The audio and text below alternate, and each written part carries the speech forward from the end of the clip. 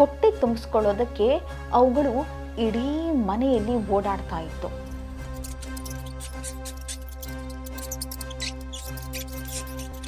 ಮನೆಯಲ್ಲಿ ಇಲಿಗಳಿಗೆ ಬೇಕಾದಷ್ಟು ಆಹಾರ ಸಿಗ್ತಾ ಇತ್ತು.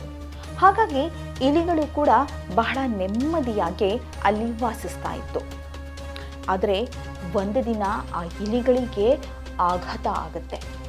ಯಾಕಂದರೆ ಇದ್ದಕ್ಕಿದ್ದಂತೆ ಆ ಮನೆಯಲ್ಲಿ ಒಂದು ಬೆಕ್ಕು ಕಾಣಿಸ್ಕೊಳ್ಳುತ್ತೆ. ಬೆಕ್ಕನ್ನು ನೋಡಿದ ಎಲ್ಲ ಇಲಿಗಳು ಬೇಗನೆ ತಮ್ಮ ಬಿಲದೊಳಗೆ ಅಡಗಿಕೊಳ್ಳುತ್ತೆ. ಈಗ ಮನೆಯಲ್ಲಿ ತುಂಬ ಇಲಿಗಳಿವೆ ಅನ್ನೋದನ್ನು ಬೆಕ್ಕು ನೋಡಿದೆ.